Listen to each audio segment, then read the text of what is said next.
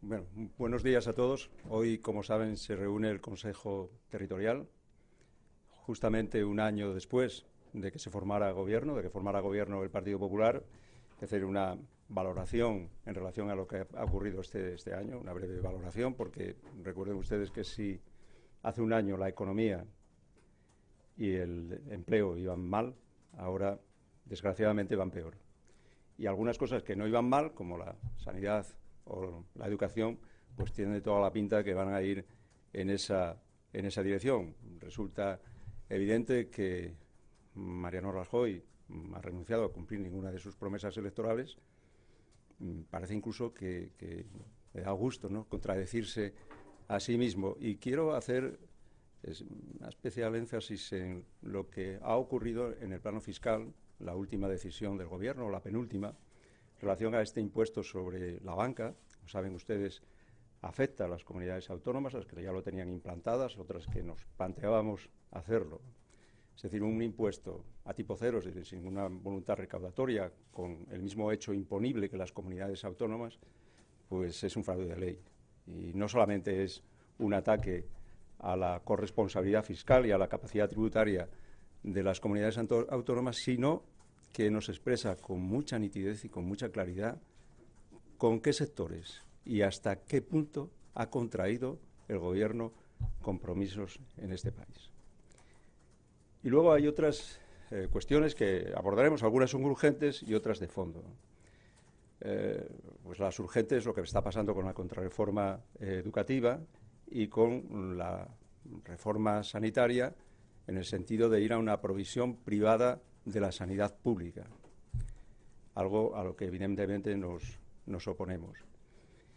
Y además hay cuestiones de fondo. Una, la de iniciar las reformas radicales, en el sentido de ir al origen, a la raíz de los problemas propuestas por el secretario general, por Alfredo Pérez Rubalcaba, y eso lo haremos en una conferencia política que se iniciará el 12 de enero. El 12 de enero tenemos un comité federal, como ustedes saben, supondrá la apertura de la conferencia política, que tendrá diversos formatos y que culminará en octubre y que estará abierta al debate no solamente de la militancia, sino también extramuros de la organización, a la ciudadanía progresista.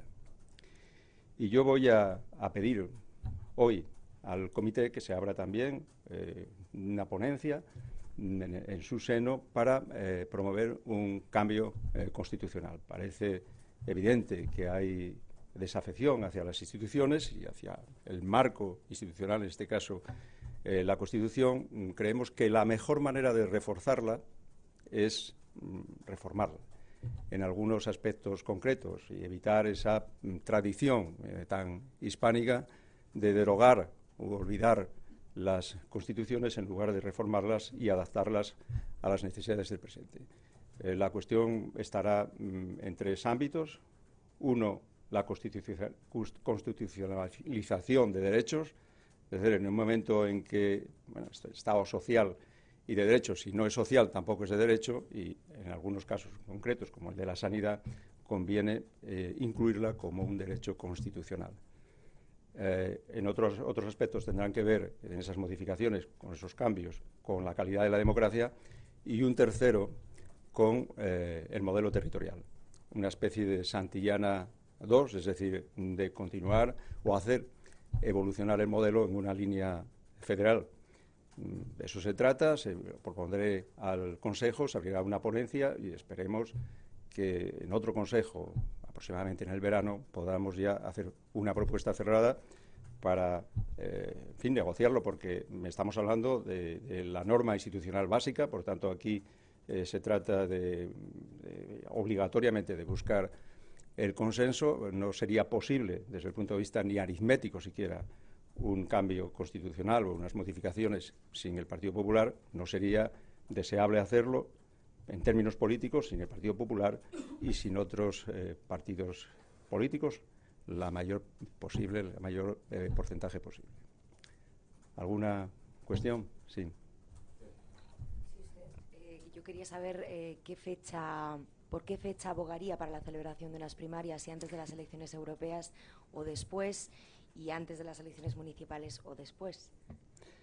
Mire, sobre las primarias, el secretario de organización ya se manifestó en el sentido de que las haría, bueno, pues se harían unos meses antes de las elecciones generales, y bueno, a ello me remito. No creo que sea una cuestión que importe mucho en el seno de la organización y, sobre todo, que importe mucho en el seno de la sociedad.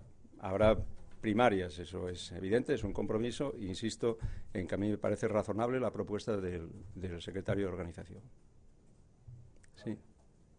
Gracias. Sí, yo quería preguntarle, por un lado, si espera usted que el Consejo Territorial dé el visto bueno, avale esta propuesta del secretario de organización de que las primarias sean unos meses antes y, por lo tanto, dejar ya, en cierto modo, planteado o asumido por todos este escenario global. Y, en segundo lugar, si nos puede dar alguna precisión más sobre las etapas de la conferencia política, si serán pequeñas conferencias para tratar distintos temas o cuál va a ser un poco el proceso, digamos, de enero a octubre. Sí, en respecto al primer asunto, bueno, yo estoy convencido de que el Consejo Territorial así lo asumirá, pero quien debe asumirlo es el Comité Federal. Y le recuerdo que se reúne el 12 de enero y que planteará ya definitivamente la fecha en que se celebren las primarias. Respecto al segundo asunto, arranca a partir de ese comité, que debe establecer las fechas y las pautas definitivas, y se celebrará así, con formatos distintos, en fin, en lugares distintos, y de manera prácticamente ininterrumpida hasta el colofón final en una gran conferencia que pensamos que puede ser en octubre. Pero, en todo caso, esos plazos y esas fórmulas tiene que aprobarlas el Comité Federal. Será el 12 de enero. Sí, yo quería plantearle algunas cuestiones sobre Asturias. En primer lugar, bueno, hablando de la concertación social, se ha hablado de la cifra, una cifra, creo, de 2.279 millones para los próximos 3 años. Simplemente confirmar que es esa cifra y, bueno, un poco una valoración de ese acuerdo. Luego también sobre el copago de las ambulancias, bueno, el Partido Socialista ya ha declarado que le parece injusto. Bueno, supongo que no se aplicará en el gobierno asturiano. Y también, si puede ser, Foro ha calificado ese depósito de cogerse de 140 millones en Cajastur como un escándalo. Realmente una valoración de qué le parece. La primera cuestión era, me había dicho, la concertación social. Desde el principio, incluso en el debate de investidura, dejé claro que nosotros buscábamos la concertación social como un instrumento fundamental en cualquier momento, y mucho más en la situación que estamos viviendo en España y ahora en concreto en Asturias, ¿no? Una manera de concentrar energías sociales y dirigirlas hacia la recuperación, una recuperación que no se puede dar más que en el marco también de la recuperación de España, ¿no? Por tanto, hemos llegado a unos acuerdos. La cifra en concreto oscila, es decir, yo no sé, usted me decía ahora 2.000 y pico millones, sí, incluyendo todo lo que tiene que ver con la sanidad y vamos con los servicios sociales, ¿no? Porque había otra cantidad concreta que estaba relacionada con las inversiones y me parece sobre 1.000 y pico millones. Pero, en todo caso, más allá de las cifras, que en este caso no le puedo dar, la voluntad está ahí y yo espero que ese proceso se cierre y se concrete en un plazo muy, muy corto. Otra cuestión tenía que ver con cogerse, ¿no? Y el planteamiento de Foro Asturias, que desconozco. Ya sabe usted que estamos hablando de un consorcio, tiene un depósito, que es un concurso. Entonces, en este caso, en relación a ese depósito, y si se refiere a usted, o Foro, que no lo sé, en este caso, a qué entidad financiera es la que va a gestionarlo, pues se hará con toda seguridad de acuerdo con el precio, es decir, con la remuneración que para ese depósito se establezca en el acuerdo. Por tanto, en fin, que Foro, en este caso, quiera enturbiar un asunto de tanta transparencia y tan evidente para todo el mundo no tiene ningún sentido, como tantas otras cosas. No sé cuál era la tercera cuestión, si usted me la recuerda. Naturalmente que no estamos de acuerdo y vamos a valorar y a analizar cuál es el planteamiento que tiene en este caso el Gobierno y en qué medida el Gobierno de España nos puede obligar, ¿no? Lo que no estamos nosotros nunca es en condiciones de vulnerar la ley. En todo caso, buscaremos las fórmulas para que eso efectivamente, si es posible, nos aplique en Asturias.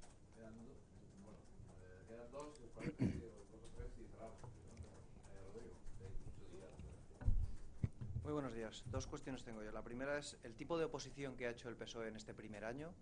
¿Debe sufrir algún cambio a partir de ahora o debe seguir siendo así? Y la segunda es sobre las primarias. No lo he entendido antes bien, discúlpeme. ¿Va a salir hoy de aquí algún tipo de aval a la fecha de las primarias, al margen de lo que ocurre el 12 de enero? Gracias. Le empiezo por la segunda. Vamos a ver, la fecha de las primarias la determina el Comité Federal. El Consejo Territorial no sustituye al Comité Federal. Yo lo que le estoy diciendo es cuál es la posición personal mía, en este caso, en relación a la fecha de las primarias, que coincide, porque me parece que tiene toda la legitimidad para ello y además me parece normal. Miren, nosotros tenemos una experiencia en el pasado sobre unas primarias que se hicieron pues muy rápidamente, ¿no? Muy rápidamente, quiero decir, en relación al Congreso que se había celebrado, y no me parece que sea el mejor, digamos, referente, ¿no? Por tanto, me remito, insisto, pero desde el punto de vista personal, a lo que ha planteado el secretario de Organización, y esto es, si se habla de este asunto, lo que yo defendería en este comité. No sé si se va a hablar de este asunto, no forma parte del orden del día, pero en todo caso, insisto que a quien corresponde determinarlo es al Comité Federal. Había otra cuestión. La oposición que habíamos hecho durante este año. Mire, la oposición siempre es gradual. Este año pues, ha habido, era el año del Gobierno, el año en que el Gobierno ha venido pues incumpliendo absolutamente todo su programa electoral. Por cierto, incumple su programa electoral, pero ciertamente da la sensación de que consigue todos sus objetivos ideológicos, ¿no? Esa es la idea que tenemos algunos, al menos en el seno del partido, y yo calculo que dentro de la sociedad también. Y ahora llega una segunda fase en la que hay que ir a planteamientos radicales, insisto, radicales desde el punto de vista de ir al origen de los problemas, también de alternativa al Partido Popular y a las políticas del Partido Popular, y sobre todo en el plano ideológico, porque hay mucha ideología en todas estas posiciones que se han defendido y en todas estas decisiones que se han tomado desde el seno del Gobierno. Hola, una precisión. Si no recuerdo mal, el Congreso de Sevilla mandató a la dirección del partido a convocar una conferencia de organización en el plazo de un año, que vence en febrero. Quería confirmar que eso no se va a hacer y que esa conferencia organizativa, la idea es incluirla en esas conferencias que culminarán en octubre.